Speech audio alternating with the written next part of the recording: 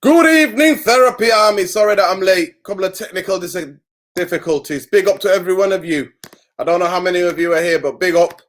Big up to the massive. Big up.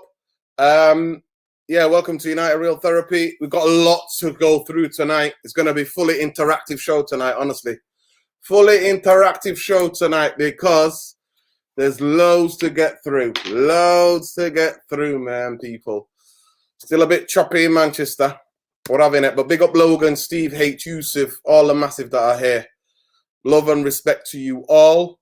Middlesbrough. So we're going to talk about the preview for tomorrow night's game, which should be very interesting. And then we're going to be also talking about Ralph Ranić. I think Therapy Army, those of you who were telling me, maybe some of you, not all of you, some of you were saying, how do you know if Ralph's in charge? Some people have been coming after me on Twitter saying, how do you know Rav is the guy who's in charge? I think all of it has been exposed with the revelations of Man United keeping Jesse Lingard hostage. Prison, mate. Locked up, they won't let me out. That's Lingard, mate. They're locked up, they don't let me out. No.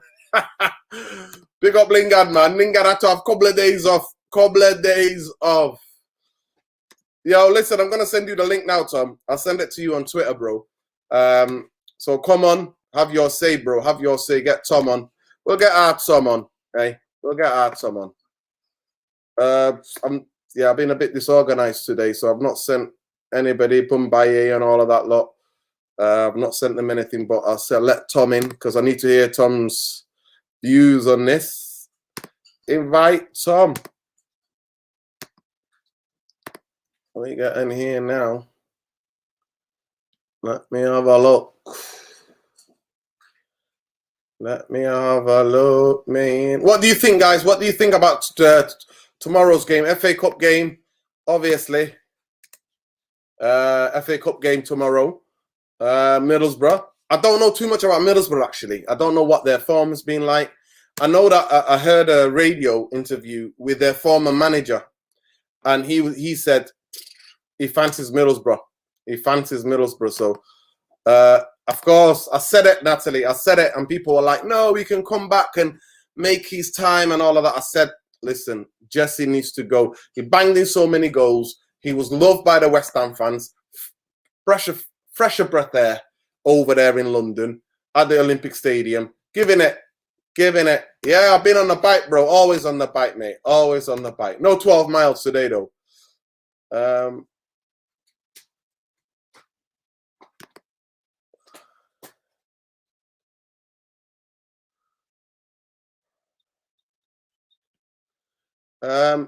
Right, Tom, you just tag me in the post on Twitter then. Tag me in the post on Twitter from the account that you want me to send that to you, okay?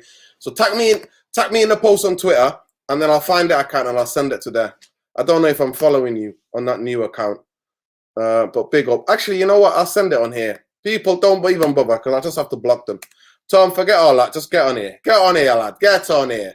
So I'm always cycling, but it's the only way to get around the city, man. We live in a flat city, so it's the only way to get around. Cheers for the cup of tea, by the way, people. Always Bengal Spice. The best herbal tea in the world, Bengal Spice.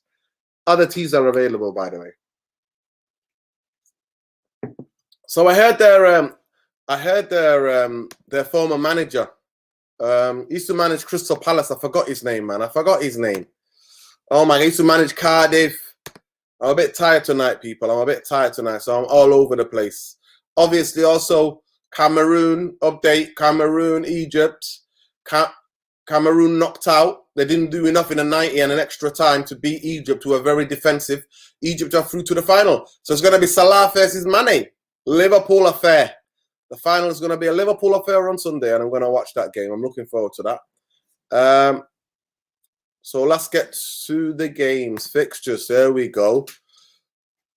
Tomorrow, there we go. Man United, Middlesbrough. Manchester United, Middlesbrough. It's going to be very interesting. Yeah, Tom. Big up, Tom. Welcome, bro. How are we doing, Tom? Not bad. Honestly, Twitter has been a nightmare again. Like, I don't know. Do you know when it'll pop up saying to verify? What it's done, it sent me an email at like 2 a.m, previous night, saying that some source from it was like South America has logged into my account somehow, and so I've had to like reset everything, and honestly, it's taking forever. I mean, it says that it won't reactivate it for 24 hours. So I've got to wait until basically 2 in the morning for it to reactivate. So that's why I've set up the backup account for messaging people and whatnot to let them know what's going on. Because honestly, a day off Twitter already, people think you're dead nowadays. like legit. Exactly. What's going on, Tom? Yeah, that's the biggest thing, mate. So Borough are in the championship, innit? So what do you think about tomorrow's game, Tom? Well, we should win, shouldn't we? Let's be honest. You know, at the end of the day, it's Borough. It's Middlesbrough.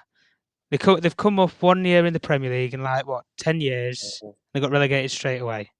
You know, I can't fathom if we go out. I could have accepted if we went out to Villa in the last round, because Villa are actually a team where there's some pedigree and weight behind it. But Middlesbrough, they're not going to get promoted. They're not going to get relegated from the Championship. They're just that middle table sitting duck, aren't they? Really, in the Championship. So we've got to win. We've got to win at utmost, because as much as people say it, it's probably the only. Well, it is the only scenario that we can get any sort of silverware this season is FA Cup, because right off the Champions League already. Yeah, we've written off the season already with the league, like you've already alluded to many a times in previous streams already. We've written off the season when we got a caretaker in. Then we've had this farce with the transfer window, which obviously I'll probably get onto, and all these different rumours and stuff with United. But even when we touch on the game, when we're hearing these things with he's given Cavani, I can understand with the South American players because of jet lag and flying back and stuff, like Tellers and stuff, played with Brazil Thursday. I can understand in some scenarios. But like with the Lingard situation, it's a perfect game to play if he wants minutes. Regardless of the situation that's happened with deadline day and stuff, what is it? You're going to play 90 minutes, Jesse, on thingy. So I can promise you at least a game in the FA Cup. And for him to turn around and say, no, I need 2 days or so to sort my head out, I can understand why. But why would he be complaining and saying that he wants to leave because he's not getting minutes, yet this is a ready-made game for him to play in? Along with some of the other, fringe players, we'll probably see the likes of Mata and stuff return tomorrow, and Matic, and providing on injuries and stuff and fitness and whatnot, and maybe Pogba might get some minutes. I don't think he'll start, but he might get some minutes. You never know. Get some legs in there, I guess. But no, we've got to get through. I don't accept losing to lower league teams.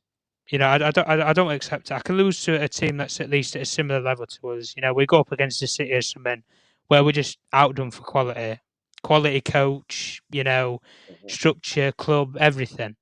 When we're outdone for everything, I can accept it. But when we get outdone by a team that's, building nothing, going nowhere anytime soon, I can't accept it. It's scandalous. But with the team tomorrow, we need to see a performance. The lads have had 2 weeks off now. There's no excuses. If Ragnick is only doing this thing where he's coaching the team, he's had 2 weeks now, so nobody can say he's had this complaint. Well, they had a week off because it's like a winter break, innit? It was like a winter break. Yeah, like a winter break, late winter break, yeah. Well, but he said in his press conference today that they've had 5 training sessions. So is that it? Yeah, that's what they said. They had 5 training sessions. Yeah. Out of what? 14 days when you'd have 2 weeks off. Yeah, because the players actually were. I think some clubs trained because Newcastle went to Saudi Arabia. They did. Yeah. Watford was training because they had a new manager, so they chose to train. But yeah, it's just mad. And I remember the last international, everybody went. Ollie was fishing. We sent some of the players to Dubai, didn't we? We sent Rashford, Lingard, Pogba, and we sent a couple of others. They all went to Dubai, I think. Maguire and Delo to work on fitness or something. Because they were spotted at the airport, weren't they, with the Villa players on that same day?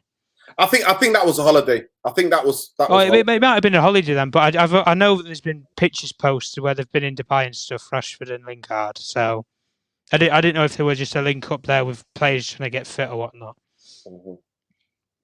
Yeah, it's going to be very interesting. The only thing that I know about Middlesbrough really is that Middlesbrough, they're at the table. They're in I think they're 7th at the moment, and to get into the playoffs, the playoff position is just a one position. It's a top 6, so they're on the same points. But I think West Brom have scored more goals than them, but they're on the same points, so they're very close to going to the playoffs. They've got a decent team. They're missing 2 players, a centre half, so they're missing a centre half. He's out with a knee injury.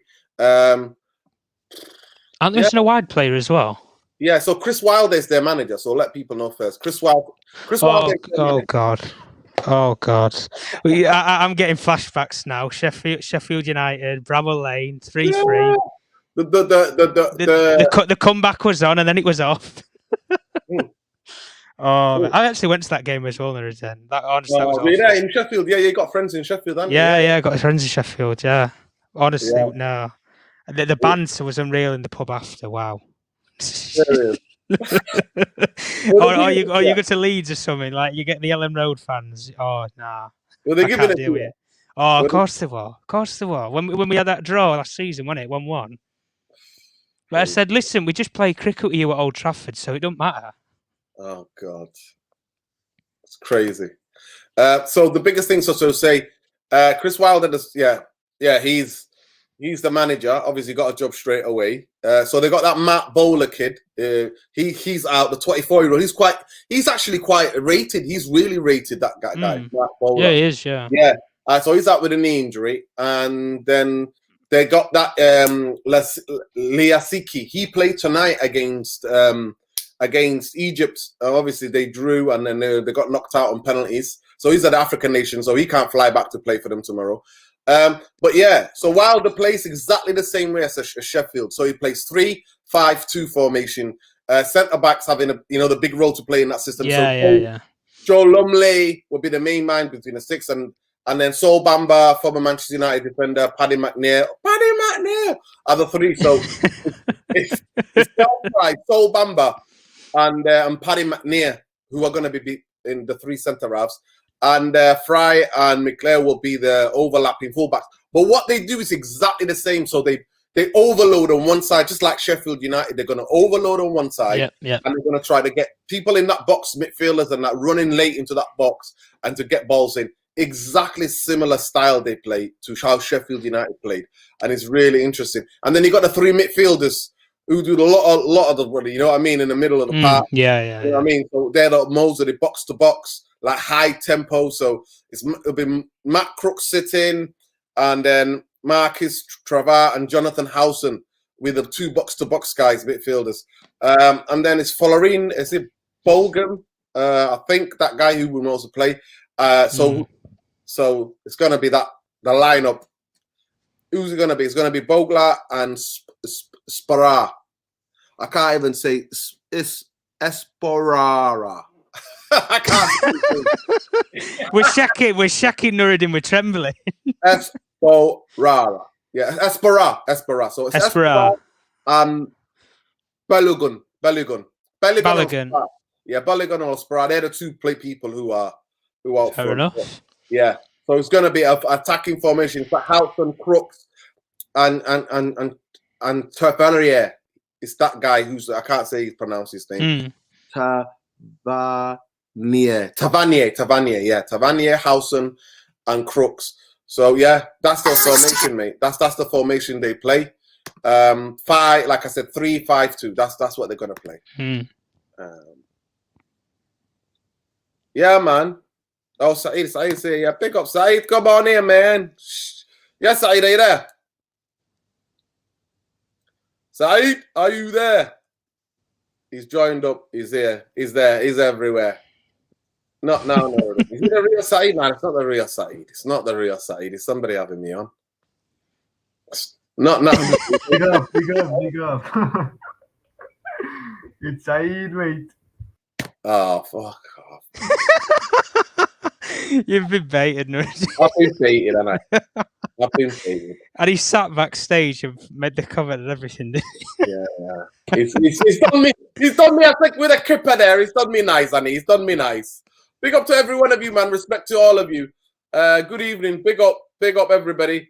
So that's Middlesbrough. So I'll go over again their formation. It's going to be they play 3-5-2. That's the formation. Exactly like Sheffield United, like how some of you remember Sheffield United. They will overload on like 3. So even their centre half sometimes will go. And they will overload on one side to get that ball into the perfect position for the 2 strikers. And the strikers, one of them will attack the near post, one of them will attack the back post, and then they got the 3 in midfield, one of the further attacking guys, to go further into that into that goal. And it's all about the ball coming in the box. United tomorrow, most likely lineup we're going to go with tomorrow. I think, me personally. And Tom, maybe you think I'm wrong. But tomorrow we're going to go with, obviously, De Gea. Shaw will play tomorrow. Delot will play tomorrow. Most likely, it might be Matic. Is that your alarm, bro? Was that you? Tom?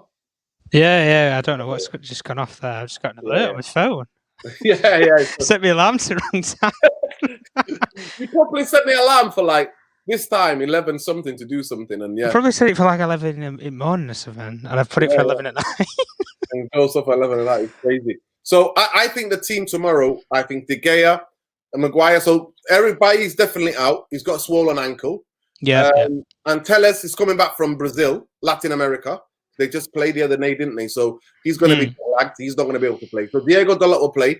Matic Grandad has had a couple of weeks off. So Pogba, he said Pogba most likely will start the game.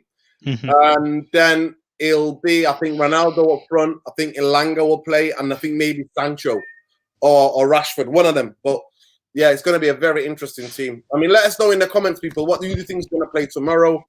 Yeah, Lindelof, Bailly, Lingard, Cavani. Also, Cavani has asked for more days. So Cavani wanted to leave so badly, this Man United Football Club. Now that he's in Latin America because of the lockdown, innit? He's not been able to see his family and his friends. And the guy just wants to retire. He just wants to put his pipe up, get his granddad pipe going and just retire. He's done enough, that guy. He's worked so hard for the things that he's achieved in football. And Man United are like leeches, like just saying, begging him, please, Cavani, please. So Cavani's basically understood that. And it's like, listen, okay, I'm in Latin America. I'm seeing my family, my cousins, my friends. Can I have a couple of more days?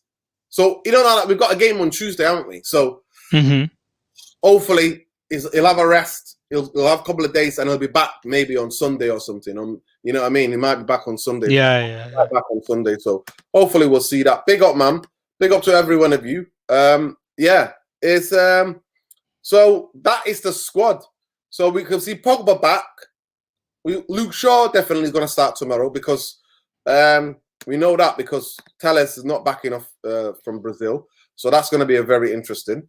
It's going to be it's not going to be an easy game now that Chris Wilder is in. You know how tough they beat us at Old Trafford, or they drew with us, didn't they? That time when I went crazy. No, they beat us. They beat us, 2-1, yeah. Yeah, they beat us 2-1, yeah. With that was a major defeat in that season. Yeah. And after that game, I was like, David De Gea, see you later. I'm done with you, honestly. Yeah, well, Maguire as well, though, wasn't it? He got shrugged off by what was his name that they bought? Was it Mufc? I think it was Mufc. He dropped the shoulder on him. He did the Phil Jones, apart from Maguire didn't slip on his arse. Yeah. Exactly. He slipped on his fucking. Oh, I can't say. He slipped on his. Sarah. That's what you know. What I've got to give it in. Tesco Saeed, that one. Tesco Saeed. That was a Scout Saeed. He had a proper big up, Scout. Logan, big up. It was a Scout Saeed, man. I've got to tell Saeed, there's a Scout version of him. There's a Scout version of him, yeah. So somebody clip that and tag it and tweet him it and at him on Twitter. Yeah. That's what they need to do. Yeah.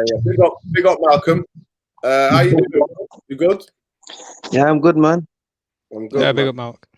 Good to hear from you. So so that's the game. That is what it's going to be looking like. So Maguire definitely keeps his place. Lindelof is ill. Lingard has said, this is what takes me to my next point, actually. Lingard is so upset with the club, with the bankers that kept him in prison. He's like, I'm locked up. They won't let me out. basically, he got messed around. He got messed around by the bankers, and they said he can't go. They said he can't go. So, yes, Aaron, long time, brother, long time. Long time, bro. How are you? I'm good. Welcome, man. So Lingard has basically asked Ralph Ranier that can he have a couple of extra days off just to get his head right. Yeah. What does that tell you about Manchester United, people? Talk to me. I'll start with you, Malcolm. Go ahead, Malcolm. What does it tell you when Lingard, who's been locked up, they won't let him out. He's locked up. He's locked up. He's like, I'm locked up. They won't let me out. It is. I swear to God, it is. He's locked up. He's that upset. I'll come to you first, Malcolm. He's that upset. He's asked them to have a couple of days off. What does that tell you about the football club? I think, honestly, it just tells me that this club is just not good at taking good care of players, man. Like just everything is all over the place. Like, it's like one moment Lingard wants to leave, the other moment Lingard wants to stay, and so at this point I have no idea at the moment, and so I have no idea what the players want. I don't know what the board wants. It's a whole mess right now, and this whole thing is like, Lingard thing because of the Greenwood situation. I don't know, man. Like, honestly, Greenwood got what he deserved, but I don't know what honestly it has to do with Lingard, because to me, I feel, in my opinion, I just feel like Lingard should have just gone so that he could just get more playing time. Just play. But I mean, honestly, it's not up to us. We can't really say whether a player should stay or not. It's up to the board whether they want to let him go or not, and the manager as well. But it's just a whole mess at the moment. So yeah, exactly. I'll come to you, Arun. Yeah. What do you think about this club? What do you think of that situation where a player is so upset after being promised, after being told you can go, and then obviously West Ham stepped in? I, in my heart of heart, believe West Ham stepped in, and then United were allowing him to go to Newcastle, but West Ham stepped in, and Man United, the bankers, aren't they our rivals, Richard? Well, we can't let him go, then, can't we? It doesn't make sense. What do you think, Ed? Don't talk to me. Mate. We've told the fans I'm leaving. I told them, hey, Neil, have you been telling the fans I'm leaving? They really think I'm leaving, innit? We can't let him go. West Ham could. Imagine he scored goals for West Ham and they finished fourth, eh? We're back in the Europa League and we can't keep Ronaldo. It's a disgrace. Lingard, you're not going. Oh, please. No, you're not going. That was it. Yeah. Arun, talk to me. What does he say about this football club? No, Din. I mean, if viewers know you well, and I think they all know, we have been the theme of your channel is this. We are telling the truth about the football club, what's going on. You have been spot on about this all throughout these years. But I want to look at this incident in isolation. If a player's transfer doesn't go through, you have to feel for them. And I understand the 2-day break. But my problem comes in when Lingard posted online that I didn't ask for anything. They advised me for break. Now I have a problem over there. Because twice in 10 days, my manager is being proven a liar. So I have a problem with that. I don't have a problem with giving 2 days break. I agree with that because all the clubs are trying their best to have their players in a good mental health. But it's unfortunate for Lingard that that incident with Greenwood happened, and we had to keep him because we were not bringing anyone else. I mean, we were not going to risk on Dembele. The logical choice was to keep Lingard, and it's his fault that he didn't choose to move earlier last year or earlier in the window. He chose to spend his time in Dubai and didn't finish the transfer earlier. Yeah. I mean, everybody had a break apparently, but Lingard wanted to leave, but the valuation in the summer was ridiculous, and now Judge said They value Lingard. Nuruddin. Let me ask you a question. What was one of the people that Rangnick brought in on his coaching staff? What was it? A sports psychologist? Yeah. Aren't they supposed to specialise in this? Boost morale, mental health, mental well-being. What's he doing? Making coffee? Is that it? No, His name is Saka. Sasha. Yeah.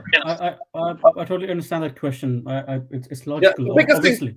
So Lingard has come back and said, "Oh, they've not." But big up Windy. Windy says Lingard wanted to leave, but the evaluation in the summer was ridiculous, and now just said they value Lingard at 50 million. He's going for free. Did somebody explain to mad? Did somebody explain to Matt Judge? I mean, let's not get it twisted. The manager allowed him to leave. He's going to go for free in the summer. And has anybody ever explained to Matt Judge how football works? I know he's a banker, but has anybody ever explained to him that when in modern football, when your contract is run down, if you've got 3 years left, if you got 3 years left, you're worth, let's say it's 50 or 60 million. If you've got 2 years left, you're worth 45 million at least. If you got 1 year left, you're worth about 30 million. If you got 3 months left, you're worth about 7 million. No.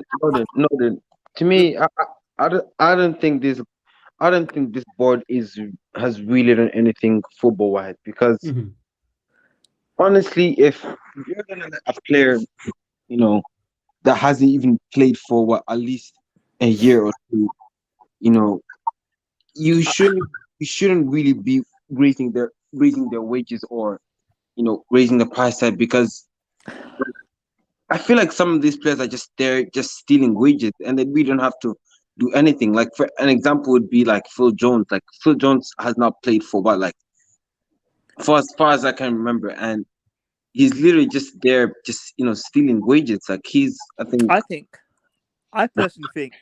I'll ask you the question. What does it say about this football club where the players, like, they've locked me up, right? Donny, you can imagine Donny and Martial and Diallo FaceTiming with Lingard going, "Freedom, Las Vegas." Freedom. The odd one out. Right? I think Man United fans have got a bit of a problem here. I think Man United fans need to just wake up and smell the coffee that they're not a big club no more. Hey, Mo, excuse me. You've come to the headquarters of the channel. The only I think YouTube that tells that. I've been saying that for a long time. Yeah, and of course. Look, it's been 10 years since they won a league title. They have no structure. They have no structure at the football club. That's evident. 10 years without league title, no footballing structure. You've got bankers running your football club. Basically, what Man United have become is an Arsenal with money, basically. And they think Ralph Rangnick is going to go upstairs and fix the club in 2 years. We've had the worst CEO in world football. His idea of managing a football club was bring in a top manager, spend £1 billion, and we win a Premier League title. And that hasn't worked. But yeah. And guys, I mean, let's not forget our former CEO, Edward Wood, 3 years ago, his statement among the investors was, "We don't need performances on the pitch to run this club as a successful business model." He told the investors in the meeting when the questions were asked how bad your team is performing. He quietly said, "We don't need them to perform in order to make money." That was at that UEFA meeting, wasn't it? Yeah. And secondly, our current CEO, Richard Arnold, a few years ago, was on record saying that Manchester United is the biggest soap opera in the world, and he loves it. And look, that's how it is. We want big names. We will make money. That's it. I honestly think, and you can quote me on this. I said it on Saeed's show as well yesterday. My personal belief is I don't think this club will never ever win a league title under this ownership again. No, but we expect to, because new CEO, of course, as a man, if you are promoted as a CEO, you would want to change something. He's not good enough. Nothing's going to change that football club. Can I just come in, guys? I like to be vindicated. Because a lot of people gave me snidey comments. You Mr. Know-it-all. You Mr. Negative. When I told everybody, Ralph Ranić is not running this team. Yeah, no way. He's not managing this club properly. And he's not the guy that's in control. I told everybody got gassed. I was on the space on Twitter and I said, when we announced Ranić, I said to everybody, I want it on record. These bankers are never going to relinquish power. They're never going to let this go. So I can say, I told you so. And I say it with my chest because a lot of people were giving me shit, giving me loads of sticks saying, you don't know what you're talking about. Ralph's in charge. Ralph spoke to Lingard 3 weeks ago. He said to him, listen, you can go. He spoke to every one of the people that said they want to go because they're not getting playing time. He told them all. And all of a sudden, he was negotiating with Newcastle. Newcastle deal was on. West Ham stepped in. Bankers panic. Tell Ralph, take a seat. And in exactly those kind of words, Ralph said today. Now, Lingard has never been a right winger. He's never played out wide. He's a central attacking midfielder, and he does it through his movements, but he attacks centrally, right? He'll fit in for 10 minutes in a game to be on the right wing because he's quite quick and he runs a lot. But he's not a guy who's going to be on the right wing. He hasn't even got the game to play on the right wing. So why are we going to play a guy who's not been in Ralph's plans, and all of a sudden, because what happened, the situation that's happened with Mason, he gets in the team? No, I'm sorry, people. That is not. And I told everybody, the bankers are playing musical chairs. In my heart of heart, I do not believe that Ed Woodward is gone. 100%. No. I'm telling you now, guys, I do not believe because Ed Woodward might as well be called Ed Woodward Glazer because he's the one to help the Glazers to take over this football club. He's the one. He is the guy, right? He is the guy. It's not a coincidence, yeah. Man United won their last league title in 2013. And from 2013, since Mr. Woodward arrived as the CEO and had his hands on everything, that we've gone downhill. And to be honest, I think now the problem now is Newcastle are coming. If Newcastle stay up, they're going to be in 5 to 6 years' time. I said it already, Mo. I've been saying it on the show. Mo. They're winning the league title before us. Let's be real. I told everybody that. They're building a proper structure. If they start their football structure out, they're going to win the league. They will. They will challenge for the league. But we are sorting our structure out as well, right? By bringing Ralph in. No. He's consulting. He's consulting. No, I understand. At least they're trying. I mean, they were not even open to try it one year ago. I get it. I'm not defending them, yeah? Listen, I get it. No, hold on. One minute. I get it where they're actually now trying to build the structure. I get it. And fair play to them. The only thing is, it's too late because the other guys have caught up and have overtaken you. So it's going to be difficult to catch them. I'm going to come to Arun. Arun, okay, you're giving the club a little bit of a credit, the bankers a little bit credit. A little bit. They're trying, they're trying. So break it down for me. So why, when he asks for a CDM, right, I don't think there's a savior. By the way, the idea there's a savior, I said it on other shows and I keep repeating it as well. There isn't a manager that's going to save us. There isn't a player who's going to save us. There's not going to be, if you bought Haaland tomorrow, he ain't going to save us. Nobody's going to save Man United because we've had the savior as United fans. We've signed that player, they're going to save us. We've got a savior mentality. Like somebody we're not. Yeah, we had it with Ronaldo in the summer. Yeah. That I personally believe is when they open up a new department that deals with football. Bankers deal with whatever numbers they deal with, right? They deal with whatever. That Manchester United have 3 or 4 people in that footballing department, football structure that make the cold-hearted football decisions. So are they doing that, Nurdin? So I'm going to come to you. Arun. Hold on, Mohammed. I'm going to come to you, Arun. So what do you think, right, in terms of with Ralph, what's the point of going against him in the vital time, right? If they want to consult Ralph Ranić in the next 2 years, even though today somebody asked him about Pop, right? I don't want. We'll come to it in a minute. That's the next topic. We're going to come to Pop, right? And who do you think next manager should be? But why are you not showing and listening to him when he says he's happy, even though things happen with Mason, he's happy to let the guy go? Why do you think okay? And then he doesn't say, you know what, I would like to sign the CDM. And he tells them the players that he likes, and they're like, nah, we're not having it. And no, because why? That's the question I want to ask. Why do you think yes, they're doing that? no, simple answer. I am 100% certain that they are not going to appoint Ralph as a next permanent manager. They're expecting new manager to come in, and to be fair to them, they don't want to mess it up by buying another 30-40 million, even though Kamara and all were available for cheap.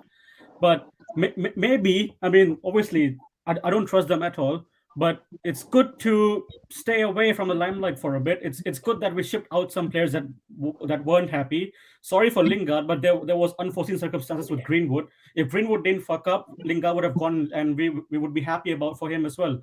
But Lingard stayed. I don't mind it at all. Maybe he's sad, but I don't mind it. We need players, even though he can't play right wing. It's a perfect decision for the club, because end of the day we need players. Now, you said about these bankers allowing footballing team to handle the footballing matters of the club. I think Arnold also gave an interview while being an MD before that he wanted to oversee the commercial part only, because he belongs to the sales team of Woodward. And I'm happy that Ralph is there. I know we don't rate Fletcher and all and Murto and all, but there are some changes coming up, and I expect these guys to handle the footballing matters in the coming few months once Woodward finally leaves. I think the current CEO will be more expansive and more open to it, because there's a thing, right? When your current CEO is still here, you can't spread your wings 100% properly. I am sure this guy have learned in the past decade of Woodward's tenure that you can't do shit. You can't handle football and banking stuff together. You have to handle the commercial and let the footballing man handle the football. It's a modern day football. I think they're open to it, and I think they will try once Woodward eventually leaves. Can I just say something? Yeah, go ahead. Please. I mean, you see that, and you said that Richard Arnold could, learn from, Ed Woodward's mistakes. But how do we know that, though? Like, how do we know that Richard Arnold is ready to take this club, forward and actually make proper decisions if he's still working under this regime of, the Glazers? Like, how? I'm gonna be sorry, guys. I'm gonna be honest. I don't see us winning another Premier League title or Champions League with this ownership. It's simple as that. I think with the correct appointment of the manager, it might happen. Because can we win a Premier League title? Yes, but we need a miracle. No. It's not even just about the ownership. It's about the structure side of it. You look at Liverpool. You look at Liverpool. FSG are the tightest fisted American owners, along with the Kroenkes and the Glazer family, that I've ever seen. They were the ones who were running the Super League for the English clubs. 100% easel facts. Yes. And when you look at it, FSG have got a proper footballing structure in place where they have people like Matt Edwards or Michael Edwards that go around, negotiate, run the footballing structure. He's leaving in the summer. He's already chosen his next successor. Where can you see Man United doing that? Ed Woodward leaves. With our one, guys.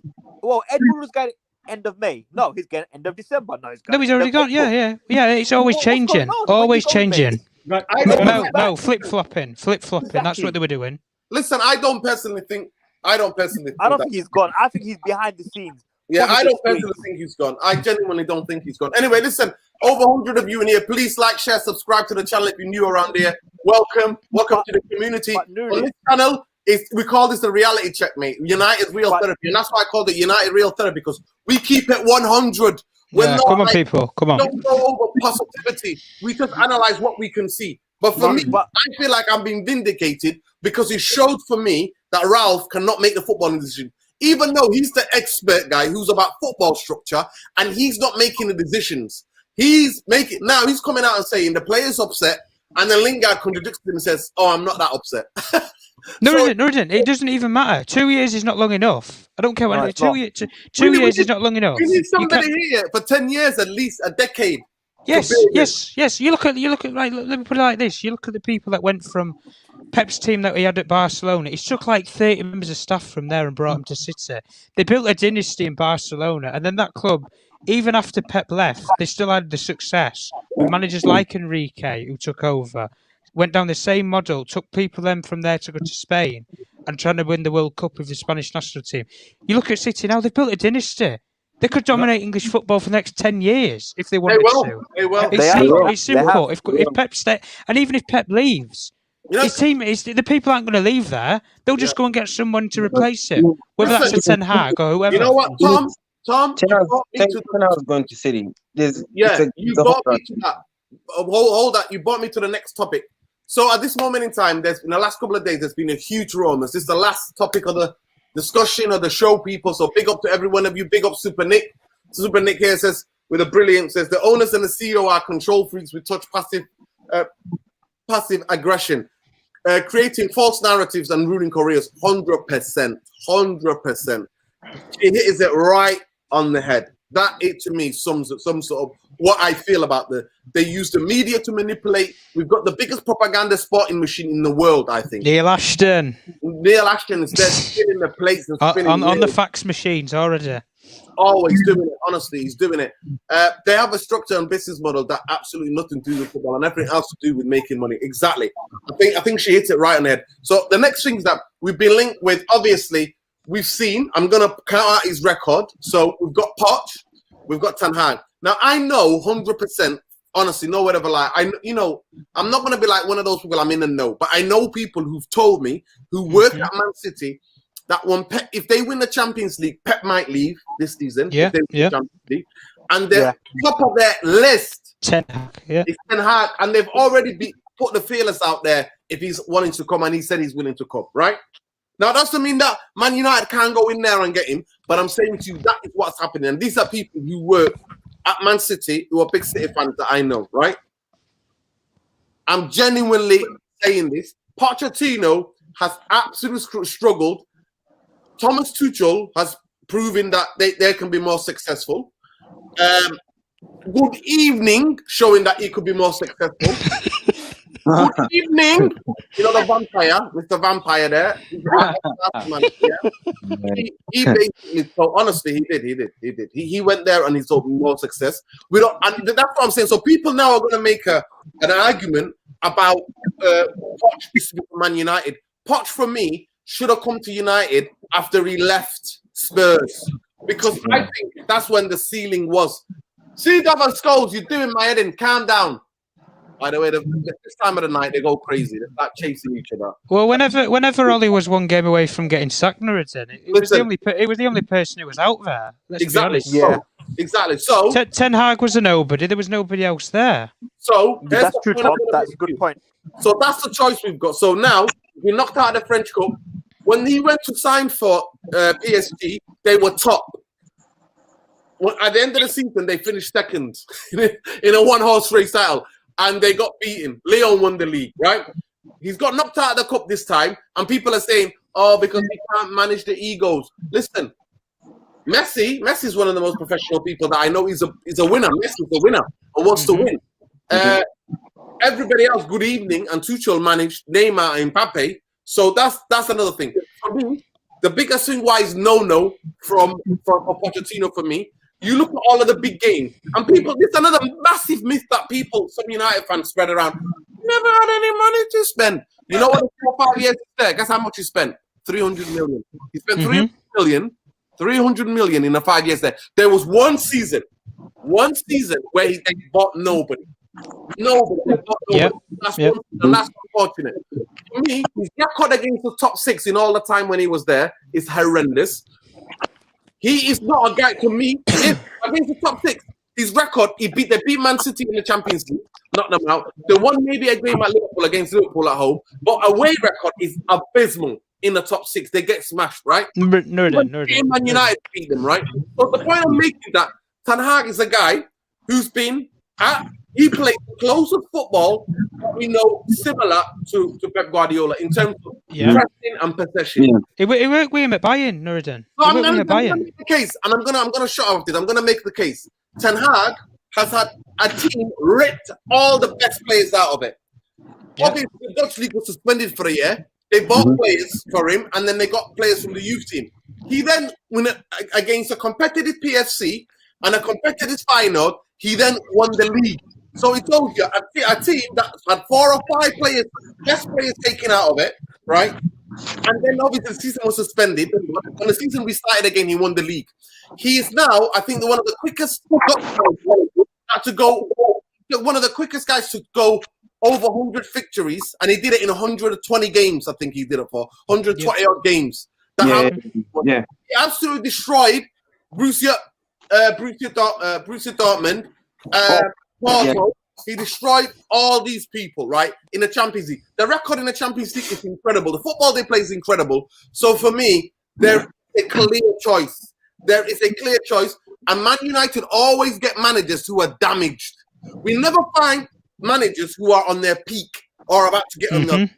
So I think he's the closest manager Man United in the last 10 years could go in for. That if he's got a ceiling, he's got a higher ceiling, and he can go and take somebody to there. Now he's going to do a football structure, but I'm going to come to Arun first. So Arun, tell the manager that you want and tell me the reasons, and then we'll go around. Okay, just give. I agree to every bit that you said, and you mentioned this in the last few seconds. But the point I'm going to make. Everything is correct about Ten Hag. Everything is correct about our demands, our style. I want to be our aspiration to be like Man City. Let's agree on that. Yeah, it's a bit too much for me. I think you're missing the main point. We don't have the facilities to host someone like Ten Hag. We don't have the structure behind it. And you're telling me that by summer we will have improved structure. He worked at Bayern Munich under Pep. He worked at Ajax. Both teams are very well run. We are Manchester United. We are pretty structured clubs. Very, very badly run club. And for a badly run club like Tottenham Hotspur and like us, Mauricio Pochettino can do wonders. Because he if you are saying he's a broken man, we are a broken club. So I mean, I think he wants the job and nobody else wants this job. He was in the Premier League and the record for the most, you will dislike this point, but the record for the most hardworking team in the history of the Premier League, the top three teams are all his teams. First one is Southampton, the second and third are Spurs team. So yes, he didn't win anything in England. I agree to that, and he might win the league in France this year. Big deal. He lost the league in a. I understand that. I mean, I don't. It might sound ridiculous, but. Just because he lost finals, I don't want to judge him too badly because I remember his teams used to be scary to play. I mean, we didn't want to play against Spurs at those times, bro, because they took our position in top 4 those times. We were back to 6th and 7th. He was the guy who was fighting against the top managers at that time. He was the one who built the team. Yes, yeah, Arun, I think he's peaked. I genuinely think he's peaked. And the pressure, to me, the reason why I say Ten Hag, I'll come back to you there. Even if there's no structure, one thing I know 100%, that Manchester United football will get transformed in terms of within 5 to 3 months of him being there, the football we see on the pitch will be 100% different, regardless if it's youngsters. Listen, Ten Hag doesn't spend money. I know that the structure behind him is not right, but he doesn't need to spend that money. Like I said to you, we need to. The biggest thing is this. When the Ajax team is ripped out, all the players leave. The season after, with a couple of youngsters and 1 or 2 or 3 signings, he won the league. Like that to me shows that he's better than. The Dutch league is different to the Premier League. Let me finish point. To me, the way Tottenham should have won the league that year. Right? They should have.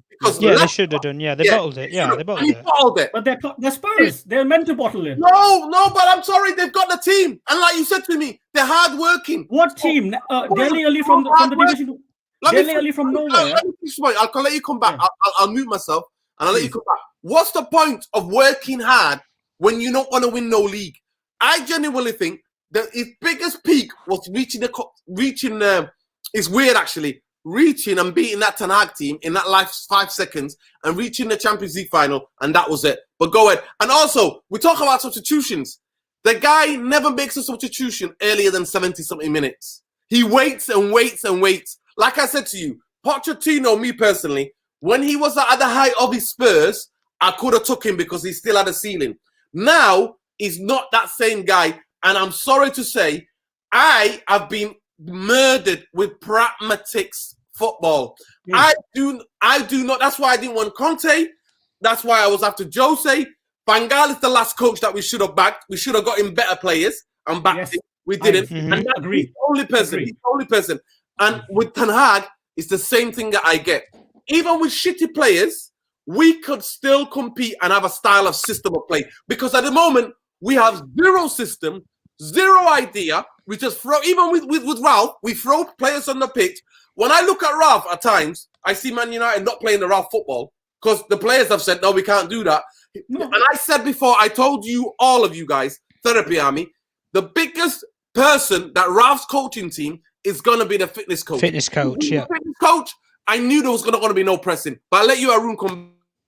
No, I'm not. Another issue with the Ten Hag appointment is, yes, we don't have the players as well. Name me one player in the current squad who'd like to keep the ball. One player. Donny, Bruno. Current player. Bruno. Yeah, well, Donny can, but he never got Donny's in Everton. Donny's at Everton. No, but I'm saying to you, but he's going to be coming back to us in the Bruno, Pogba. Bro, Bruno likes to keep the ball. Sorry. No, Paul Pogba is good. No, he shows for the ball. Is what I'm saying. No, He shows. I'm telling you, like, mentality of keeping the ball. Donny, listen to me. Matic, listen to me. I'm going to say to you, in terms of we're talking about midfield, yeah, who can hold the ball, right? No, every position. Because if you watched the Ajax team, have you watched the Ajax team? Yes. Players can be coached. Players can be coached. Do you think all those players were technically gifted like that? He makes it easier. You know what he does? Every option. This is how he plays, right? Two like that, and there's always a triangle. There's always an option with a player on the pitch. Rudy, can I make a quick three aside. In every corner of the pitch is 3 players against whoever the other team is, and they always have that. You know, that is something that's done on a coaching pitch. Let me tell you something. I saw Matic, not Matic, sorry, Fellaini, and who else was it who played in midfield? Herrera, Fellaini, and who else played in midfield? Matic, wasn't it? Carrick. No. That was it, yeah. No, it was Fellaini. Schneiderlin, yeah. They're not. Schneiderlin, there it is, yeah. He's not the most technically gifted. Yeah. I saw Fellaini and Schneiderlin playing absolute ball at Anfield. Hence why we couldn't score on those days under Louis van Gaal. Because those players... Rudy, can I make a quick point? No, listen. I'm not going to come back to you. Make your case. No, go ahead. You wanted to speak something of somebody on them. No. Guys.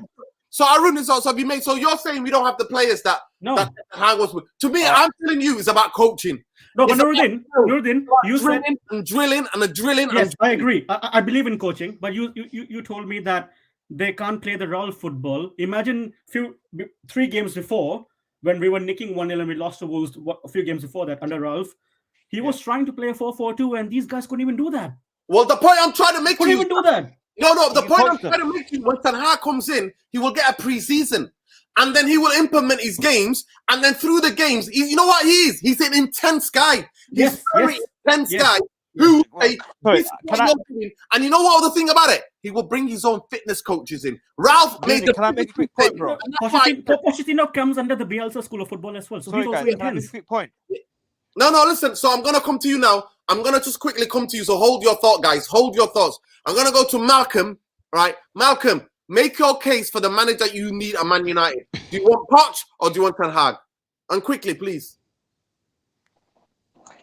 For me, it's Ten Hag, yeah, because I just feel like Ten Hag just has more about him, yeah. Like Pochettino, ain't gonna lie, like Pochettino, I wanted him like 2 years ago when he was still at Spurs, but I think Ten Hag for me just tells a lot.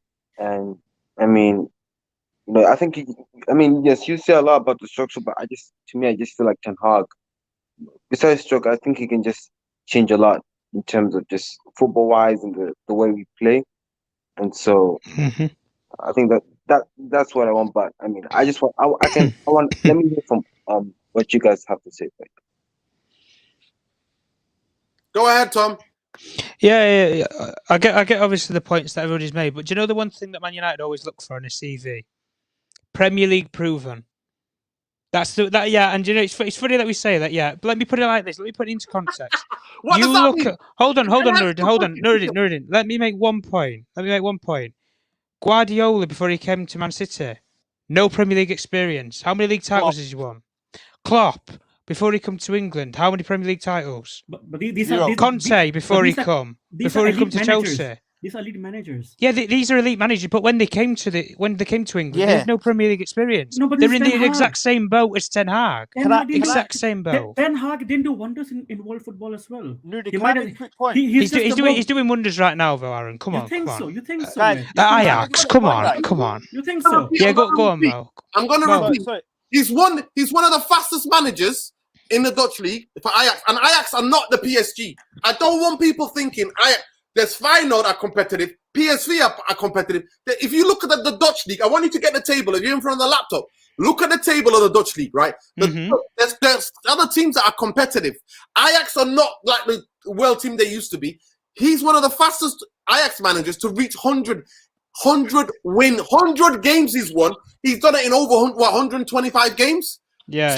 I think what I'm saying to you is that he is somebody who's on that ceiling. I personally think 100%.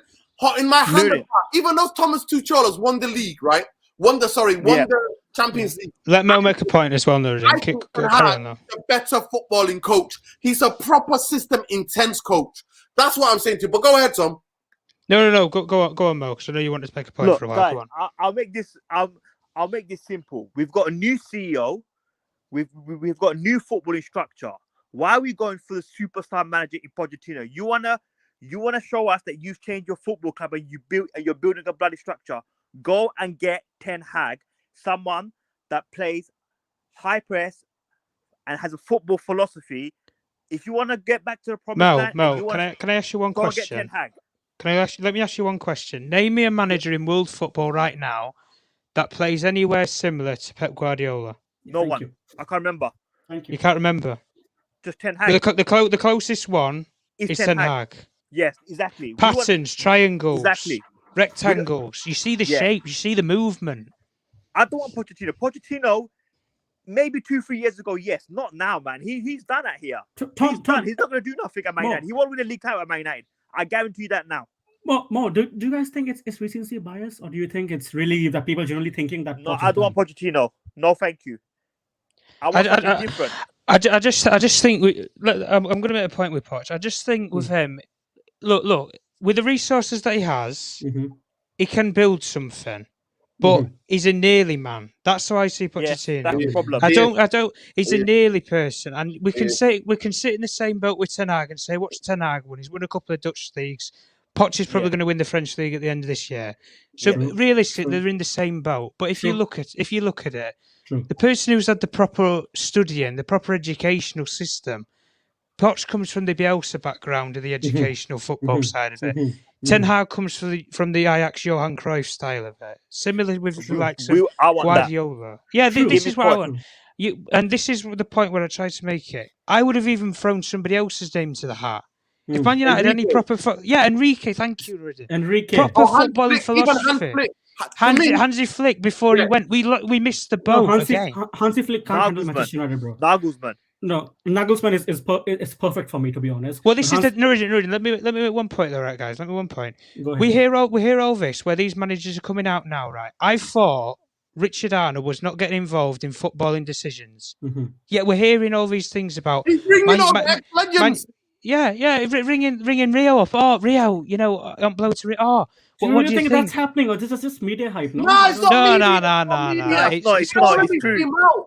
It is what's Richard Arnold is a town lad, Ed Woodward. He spoke to Gary Neville, and he's going to speak. Mainly, he said the pundits. So Roy Keane, Rio, and Scholes, Evra, ex-Man United players. He wants to speak to them. Basically, he wants to tell them, listen, I don't want my house burned down. I don't want the fans giving me grief. I don't want to be trending on Twitter. So please take it easy on me. Just criticize the manager and the players. That's one thing he's asking for, right? But he was going around asking for some advice. The point that I want to say this quickly as well, that for me about Poch, when I see Poch, I feel like he'll be desperate to get that job at Man United. Yes, he wants it. He wants it. If he gets relieved of his duties with PSG, like Jose was so desperate, so they didn't have the pushback when they came in. Man United need to go and get a manager that we have to persuade. The board have to overpromise to him to say, listen, we're gonna do this for you. We're gonna do that. We've not had a manager, Man United, in all that time. Ollie was desperate. Van Gaal was. Let me say something. Van Gaal was desperate. Man United need to go and get a manager psychologically that we have to impress as a club and go. No, do you know the funny thing with all the managers? Do you know the funny thing is? They were all the easy options to go for. Exactly. All the easy options. Pochettino is the easiest option to go for. He wants the job. He's He's going to made- be the Go biggest and get yes man. Ten Hag. He Guys. waited nearly 2 years for the job when he got Guys, sacked with Look, guys, when I'm Ollie gonna were one keep it game simple. away. I'm gonna keep it simple. We are chasing City. We have to beat City. So Yes. let's try and copy them, and let's get a similar manager to them, and then we can challenge. Because don't forget, we're still Man United. Oh, this is what I mean, Go and Mo. get Ten Ten Hag Hag. is the closest model to Pep Yeah, Guardiola. get Ten Hag. The closest Look, guys, model in I've world been- football right now. I think I've been on Twitter Spaces. Listen, I've I been on Twitter Spaces. I've been on Twitter Spaces. The majority of people on Twitter Spaces want Ten Hag. That's why Ten it's Hag. scary. That's why it's scary when majority of the fans want something. It's usually wrong thing. No, it's not. Right. No, it's wow. Wow.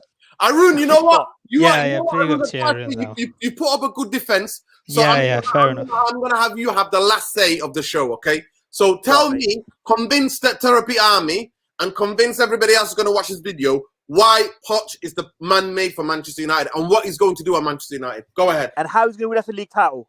No, behave yourself, guys. Behave yourself. Behave you, Mo. Behave you, Mo. No, definitely. First of all, he wants the job, but that doesn't mean that we will give anyone the job who wants it. But he is the only one who wants the job. Ten Hag is dreaming for Man City because he needs a structure behind and he needs a tiki-taka players behind. Pochettino can work with any sort of footballer in the world. PSG job is a political job where you have to make the players' families feel happy. Off the field rather than on the field. Everything is more like show business, multiplied by 100. Manchester United, we are a mess, right? They are in a bigger, glorified shit of mess they have PSG over there. You have to be a politician to survive over there. Okay, I'm going to come back at that point. So why did Good Evening have success, right? Because it's only one horse race. And why does Thomas Tuchel have success? So what's Poch's excuse? Players like Neymar wasn't there. I mean, the biggest ego in the house. What? On the Good Evening, Neymar was there. The Good Evening. Okay. Yeah, he was the record signing. Thomas Tuchel. Okay.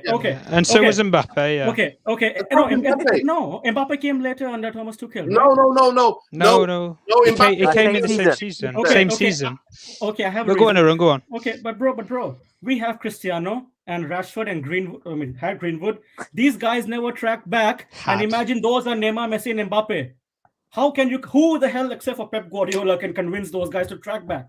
But Aaron, we look at ourselves now. Look at ourselves. Listen to me. You've just gone against your own argument. So if you can't do it to those players, so why is he going to tell Ronaldo to track back? Only one player. Only one. It's Cristiano Ronaldo. Well, he will make Rashford run. He will make those guys run. At the end of the day, Good Evening, right? Good Evening managed it. He managed to convince them to play away. That convinced them, and he managed to do the treble in a domestic treble there. Thomas Tuchel already did a domestic treble and got to the Champions League final or the quarter. Did they see the final? Yeah, did they get to the? No, yeah, they did. Didn't Yeah, they? they got to the final and they lost to Bayern. They lost to Bayern. Yeah. So there we go. So the point I'm trying to make to you is this: like Pochettino, two other managers have gone there with all the problems, right? All of the problems, and it's true. Like basically, Neymar will go, I need to go to my sister's birthday every time, the same time of the year. And then he'll ring the president of the club. And the president then rings the manager and says, yeah, you can go. The manager's like, no, you can't go, Neymar. You can't, we're going to need you. It's an important part of the season. He's like, no, I spoke to the president. I'm allowed to go. So I understand that. So Nuruddin, I'm going to let Arun and then I'll let you guys come back. Yeah. Finish your point. Finish your point. Do you know how desperate Manchester United are for Pochettino? After Ole was sacked, they apparently went in and they wanted to pay the release clause. That's the thing, though. But PSG played hardball and said we don't want to ruin a reputation using the manager mid-season. And Pochettino wanted to admit, anyways. Okay, see, I want my team to play champagne football. Yes, possession football is a thing. I love my team to keep the ball. Yes, but it will be harder for Ten Hag to lay the foundations and build a team than for Pochettino. Why? Because Pochettino can adapt to the players, like Rolf is being adapted by not playing pressing football. He's trying to have a contained team, different in certain areas. He will come and just buy players according to him, make us challenging for the top 4 in the first season, and after the first season, we can expect him to win the league, bro. Because I doubt it. I highly doubt it. Man, because at least he's gonna win the league. Okay. If we play shit, no problem. The least we will expect is the team. I mean, I might sound stupid over here. I'm not proper at, but the least we will see is the team will work hard and we won't concede left, right, and center. Work hard. Yes. What trophy do you get for working hard? No, I understand. Listen, that's his opinion. I understand. He gave the stat before that one of the most in terms of the stat. Spurs team was one of the most hard-working. Southampton. So Southampton was one of the most hard-working teams in Premier League, right? So listen, Arun made his case. We don't agree with him. I don't agree with him, but I don't mind Ten Hag either, bro. Trust me, I don't mind Ten Hag. Yeah. No. I respect it. No, I respect your opinion, and you put up a very good case. Yeah, you did. Yeah, you did, bro. You did. Can I just say something? Very good case. And yeah, we've got to respect that. Quick reply from Malcolm, Tom, then to end this.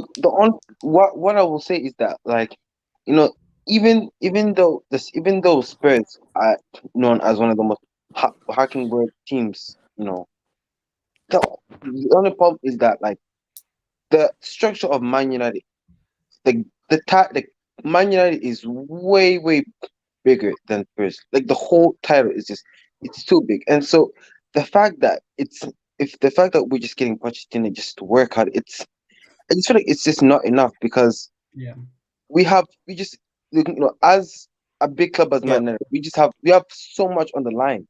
You know, we need to get back to that. You know, we need to get back to that point where we were winning titles. No, I don't think we're going to go back there unless we build a proper football structure. Okay. I believe the biggest thing I want to see is good football. I don't need to see tiki-taka, because Ajax don't play tiki-taka. Actually, I've watched them games. They sometimes give the team the ball. You know, as the team sat back against them, they give them the ball so the team comes and gets confidence, and then they pick them off, right? So he's quite tactically. I've seen Ten Hag change formation and tactics. Like his in-game management. If you compare it to Poch, it's day and night. Thank you very much. Well, look at the Champions League games Nuruddin. He schooled him over 2 legs. Yeah. And it was what? It was Lucas Moura's 5 minutes of brilliance that changed the game. Nuruddin, if Ten Hag doesn't work out, you know what Arsenal fans will call him? He's just another glorified Arteta. Well, yeah. Well. Listen, we'll have it because I promise you, I think Ajax are the biggest team. Ajax are the Manchester United of Dutch football. Let me make one point after you, though. Go on. But for me, the biggest thing is that he's won 100 games. He's one of the fastest managers in Ajax history to get to win 100 games, and he did it over 125 games.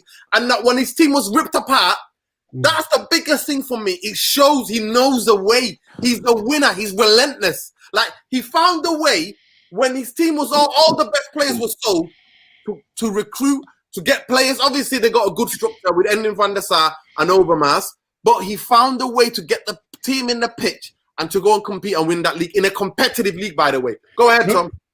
Yeah, the point I was going to make with it was PSG, it looks very reluctant. Well, it looks very, hesitant that at the end of the season they're going to get rid of Poch. Whether it's mutual consent, sack him, whatever, but bung him with a bit of money and, keep your mouth shut, Poch.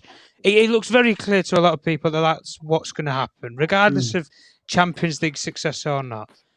Who's to say if they get rid of Poch, why don't they go for Ten Hag?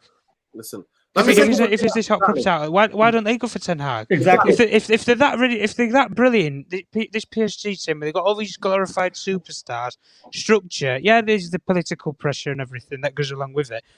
Why are they so hesitant to get rid of Pochettino straight away? If he's this major man who's going to win major trophies, major titles, I can accept it. Right, let me play a scenario. I can accept to the end of the season he wins the Champions League. I can accept a possibility of a consideration for him. No, they won't extend. They won't extend. Yeah, no. But I can accept a consideration for why he would be considered the Man United job. He's won a major honour in football. He's won a major honour in football. Ten Hag's done something that a lot of managers would struggle to do. Restructure a whole team in 2 years. 11 players. In most cases, it's impossible. True, Tom. And I would love to see my team play position football. Can I just add one thing, guys? Yeah, go on, Mel. Go on. We've done this so many times. We've done it with Jose Mourinho, where he's going to come in and he's going to win the league. I'm tired of these big managers that everybody knows, that Pochettino. I don't want that no more. I want something different. Something that we have never, ever done. We say that every time. We say that every time someone is sacked. And bro, the But we've thing never about gone for an unknown manager, bro. Like, but we've bro, never bro, gone don't for you think next best thing.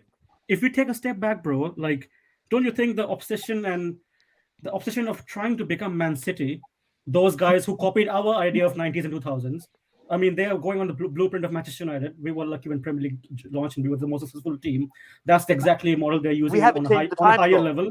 But bro, like the obsession of trying to be football, Man City, don't you think it will be a... But we have to play that kind of football because that's the dominant football in world football now. That kind of football wins you league titles. No. This is where I agree with Mo. It's not the most dominant football. The way people think Ten Hag steals a little bit from Pep Guardiola, but they stay true. He's his own philosophy and the way they play. Yes, exactly. Yes. He's not a copycat of Pep Guardiola. No. I'm not saying that. He's a blueprint. He's a blueprint version. Yeah. The blueprint is winning football. For me, the biggest thing is the level of intensity. The way Pep and Klopp are intense, the way Tuchel can sometimes be intense. That's what I see and recognize from Ten Hag. I don't see it in Poch. I see the intensity in Enrique. I see it in Hans Flick. I see it in. I don't see it in any of the world managers. I see it in 5 or 6 managers. Simeone. So, no. That's somebody says Simeone. Oh my God! I would take him. I would because he you know why? I don't like defensive football, yeah, but he would be here for 10 years and he will bloody win something, bro. No, oh my God. If we get Simeone, I'll stop watching Man United. Bro, he will build something, bro. He will make our players men. Arun. That kind of football. They're soft boys right now. Our team. Listen, I've got to end the show. Let them know where they can find you, people. Let them know where they can find you. So we'll go from Tom to Malcolm, and then down Mo, then Arun. Let them know where they can find you. People can reach you, can follow you. Yeah, you can find me on Twitter at TomJournalist1. Go on, Malcolm.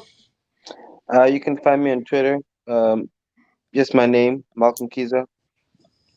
Okay, so let me click out of it. So Malcolm Kiza, Tom Journalist. Mo, they can find you. What's your Twitter?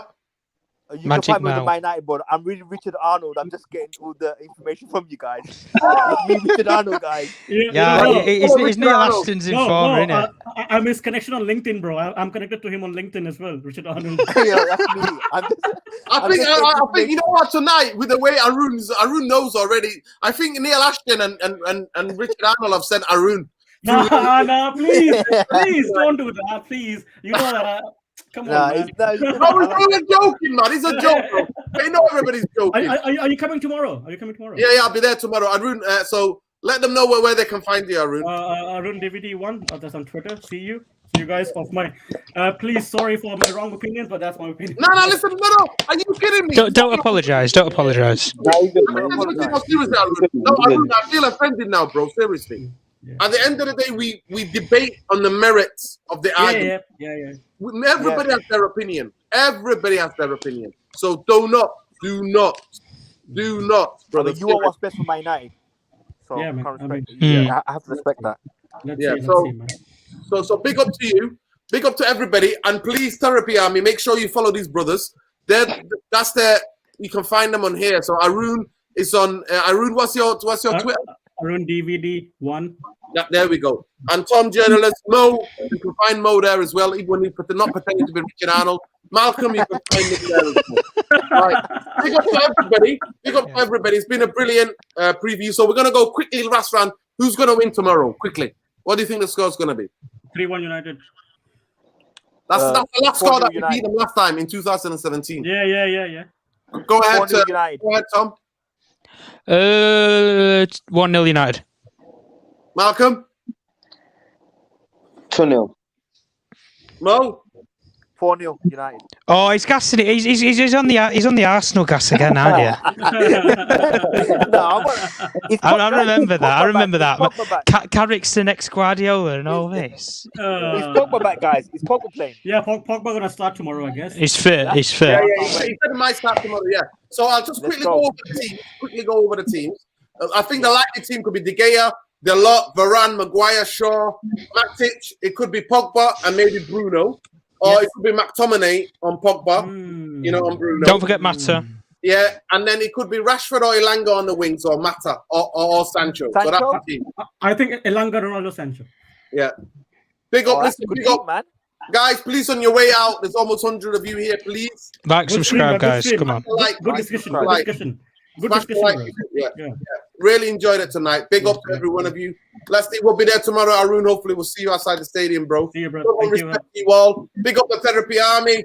I was vindicated. Ralph Ranieri is not the guy because he asked Lingard to go and the club said no. Regardless, he's not a right winger. He's not a right winger, and he's not a right winger. He plays from central positions, and we've got cover on that. We've got Mata.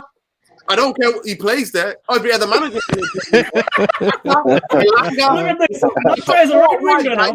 We got 4 wide guys. We got Elanga, Sancho, Rashford.